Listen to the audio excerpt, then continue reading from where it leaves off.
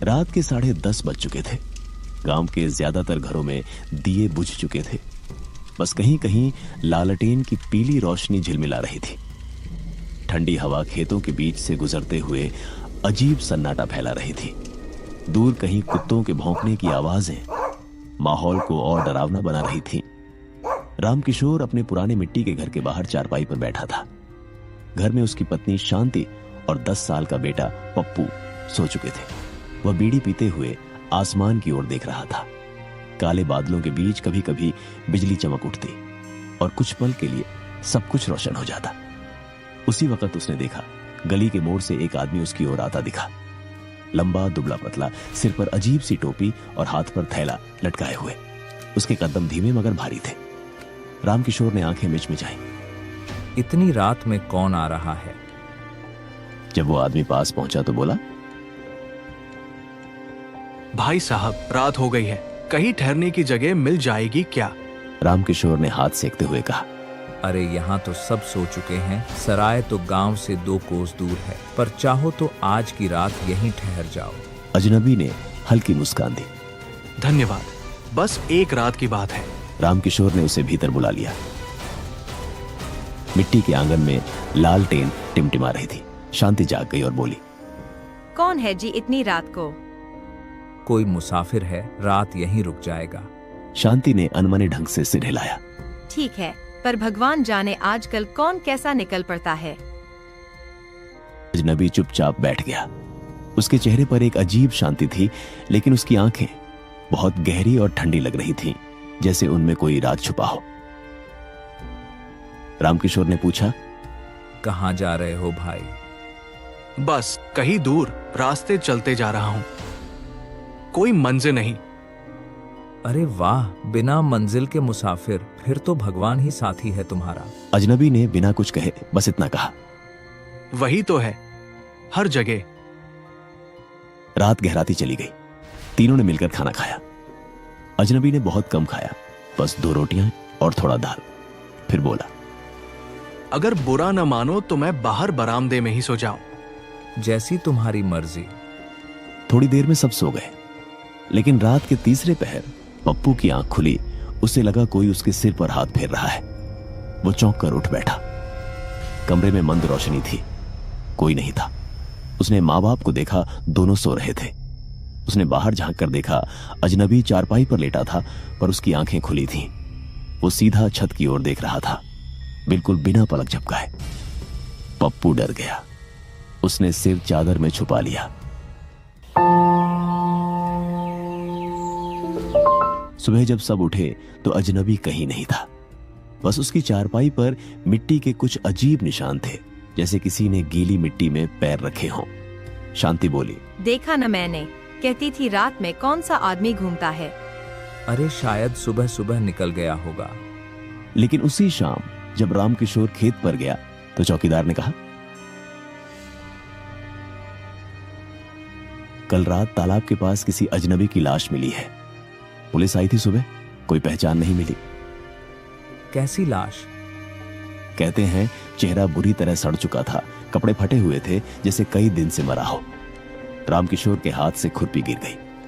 कई दिन से मरा हुआ, लेकिन कल रात तो वो मेरे घर में जिंदा था। रात को वह बात उसने शांति को बताई। दोनों के चेहरों का रंग उड़ गया।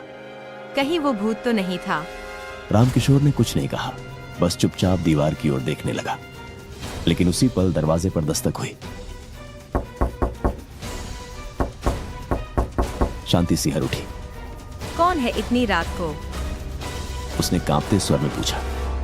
बाहर से वही धीमी आवाज आई, भाई साहब, मैं फिर आ गया हूँ, एक रात और ठहर जाओ। रामकिशोर का शरीर ठंडा पड़ गया। उसने दरवाजे की दरार से झांका। बाहर वही आदमी खड़ा था, लेकिन अब उसके चेहरे पर मिट्टी लगी थी और आंखें पूरी तरह लाल थीं। वो बोला, कल रात बहुत अच्छा रहा, आपने बहुत अच्छा स्वागत किया। रामकिशोर का दिल जोर जोर से धड़कने लगा। भगवान का नाम लो, दरवाजा मत खोलो।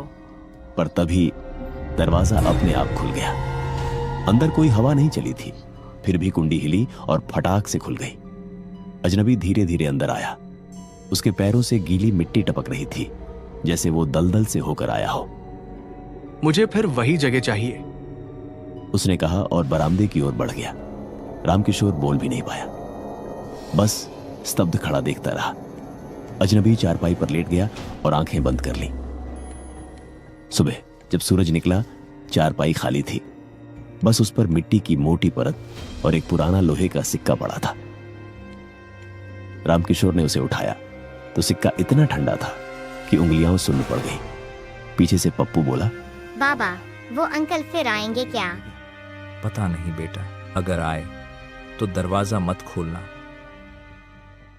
रात को गांव के मंदिर में घंटियां बजने लगी। पुजारी चिल्ला रहा था, तालाब के पास मत जाओ, वहां किसी की आत्मा भटक रही है। लेकिन उसी वक्त तालाब के किनारे एक परछाई धीरे धीरे उभरी।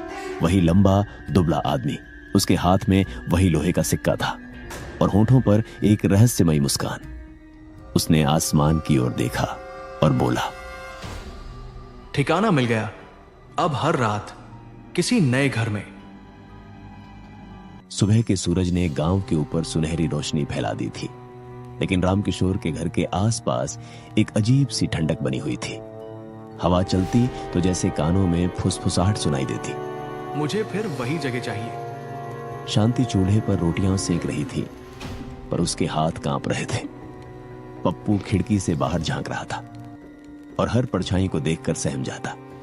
रात की वह घटना, दरवाजा अपने आप खुल जाना, अजनबी का फिर लौट आना, सब कुछ जैसे किसी बुरे सपने की तरह दिमाग में घूम रहा था। रामकिशोर खेत पर जाने की तैयारी कर रहा था, पर उसके पांव बार बार ठिठक जाते। कहीं वो फिर ना आ जाए। अब दिन निकल आया है। रामकिशोर ने खुद को दिलासा दिया, दिन में भूत नहीं आते। लेकिन उसे खुद अपने शब्दों पर भरोसा नहीं था। गांव में उस दिन अजीब माहौल था। तालाब के किनारे जहां उस अजनबी की लाश मिली थी, वहां अब लोगों की भीड़ लगी थी। पुलिस ने जगह घेर रखी थी, पर जैसे ही लोग पास जाते, ठंडी हवा का झोंका उन्हें पीछे धकेल देता। रामकिशोर ने दूर से देखा, वही चेहरा, वही कपड़े। उसका शरीर मिट्टी में आधा दबा हुआ था।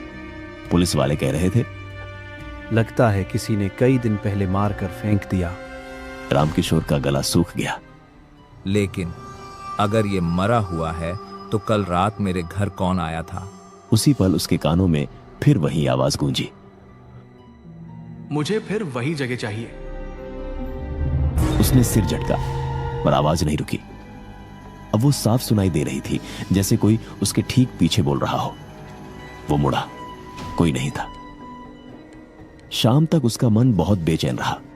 जब घर लौटा तो देखा कि शांति और पप्पू दोनों बरामदे में बैठे हैं। शांति, कुछ हुआ है क्या? दिन में दरवाजा अपने आप खुल गया था, कोई था नहीं। पप्पू ने डरते हुए कहा, माँ, वो अंकल फिर आएंगे ना? चुप, वो कोई अंकल नहीं थे, वो कुछ और थे।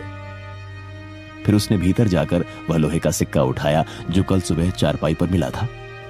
उसे हाथ में लेते ही ठंडक उसकी हड्डियों में उतर गई। सिक्के पर कुछ उभरा हुआ लिखा था, ना लौटने वाले का निशान। वो शब्द जैसे उसकी नसों में दौड़ गए। उसने सिक्का कुएं में फेंक दिया। सिक्का गिरते ही कुएं के भीतर से छपाक की आवाज आई, फिर सन्नाटा। लेकिन कुछ पल बाद कुएं से धीमी हंसी की गूंज उठी। रात को उन्होंने दरवाजे, खिड़कियां सब कसकर बंद कर लिए। लालटेन जलाकर शांति ने भगवान की तस्वीर के आगे दीपक रख दिया। अब तो चैन से सो पाएंगे।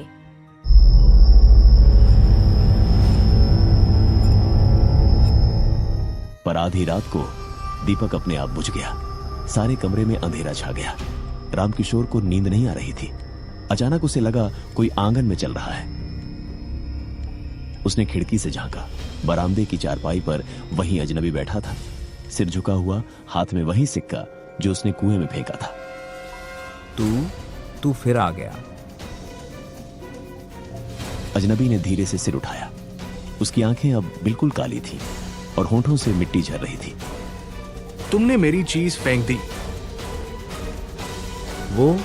वो तुम्हारा सिक्का। मेरा निशान था। जहां वो रहता है वहां मैं भी रहता हूं। अजनबी बोला और उसकी आवाज मानो चारों ओर गूंजने लगी। शांति दौड़कर कमरे से निकली, हाथ में तुलसी की माला लिए। भगवान का नाम लो, दूर हटो। उसने चिल्लाकर कहा। अजनबी ने उस पर नजर डाली। उसके चेहरे पर अब एक डरावनी मुस्कान थी। तुम्हारे भगवान यहां नहीं आते। और वो धीरे धीरे धुएं में बदल गया। अगली सुबह गांव वाले इकट्ठा हुए। रामकिशोर ने सारी बात बताई, पर किसी ने विश्वास नहीं किया। भूत वूत कुछ नहीं होते, तुम लोगों को वहम हुआ है।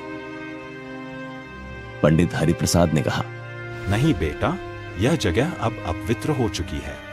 जिस आत्मा को शांति नहीं मिली वो बार बार लौटती है। तो क्या करें बाबा? आज रात मैं पूजा करूंगा, उस आत्मा को बांधने की कोशिश करेंगे। रात को गांव के 4 आदमी आए, मंदिर से घंटियां, मंत्र और धूप की खुशबू लेकर। घर के आंगन में वे सब जमा हुए। पंडित ने कहा, किसी भी हालत में लालटेन मत बुझने देना। अगर बुझ गई तो सब खत्म। पूजा शुरू हुई।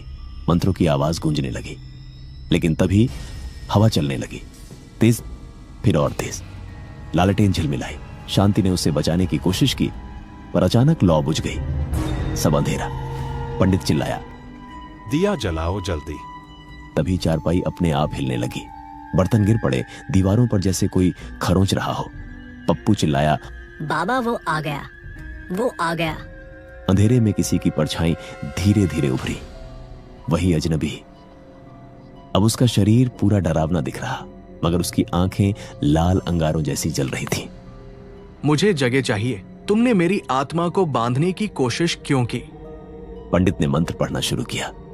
ओम नमो भगवते, ओम नमो भगवते।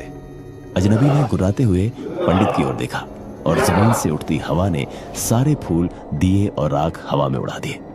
रामकिशोर ने साहस कर कहा, कौन है? तुझे क्या चाहिए? अजनबी ने ठंडी हंसी हंसी। मुझे बस ठिकाना चाहिए जहां मैं अधूरा नहीं रहूं। अधूरा? कैसी अधूरा? हाँ, उसने धीरे धीरे पास आते हुए कहा, मेरा शरीर तो मरा, पर आत्मा को किसी ने जलने नहीं दिया। मेरी चिता अधूरी रह गई थी। अब मैं हर घर में जाता हूँ जब तक कोई मेरी आत्मा को पूरा मुक्त न करे। शांति कांपते हुए बोली, अगर हम तेरी चिता जलाए तो तू चला जाएगा। अजनबी कुछ पल चुप रहा, फिर बोला, हाँ, पर ध्यान रखना, अगर किसी ने डर दिखाया तो मैं सबको साथ ले जाऊंगा। अगली सुबह पंडित ने सब गांव वालों को बताया कि आज शाम उस अजनबी की चिता फिर से जलानी होगी। सबने मिलकर तालाब के किनारे लकड़ियां रखी और उसकी अधेली लाश वहां लाई गई। सूरज डूबने को था। हवा में अजीब सी गंध थी, सड़ी मिट्टी और धुएं की। रामकिशोर, शांति और पप्पू भी वहां थे। पंडित ने कहा, अब जब आग लगाओगे तो पीछे मत देखना, आत्मा निकल जाएगी। रामकिशोर ने माचिस जलाई और लकड़ियों में आग लगा दी। धीरे धीरे लपटें उठी, जलने की गंध हवा में घुल गई। सब पीछे हट गए, लेकिन अचानक किसी ने पीछे से आवाज दी, मुझे फिर वही जगह चाहिए। रामकिशोर का दिल जैसे रुक गया। वो वही आवाज थी। उसने पीछे देखा, वही अजनबी खड़ा था, मुस्कुरा रहा था। तू तो जल रहा है। वो मेरा शरीर है, पर आत्मा अभी नहीं गई। क्यों नहीं गई? पंडित चिल्लाया। क्योंकि जिसने मुझे मारा वो अब भी जिंदा है। यह सुनकर सब सन्न रह गए। रामकिशोर ने डरते हुए पूछा, किसने तुझे मारा था? अजनबी ने धीरे से तालाब की ओर इशारा किया। वही गांव का चौकीदार। सारे लोग चौकीदार की ओर देखने लगे। उसका चेहरा पीला पड़ गया। मैं कुछ नहीं जानता। वह बड़बड़ाया। अजनबी ने कहा, तूने मुझे रात में धोखे से मारा था, मेरे सिक्के छीन लिए थे,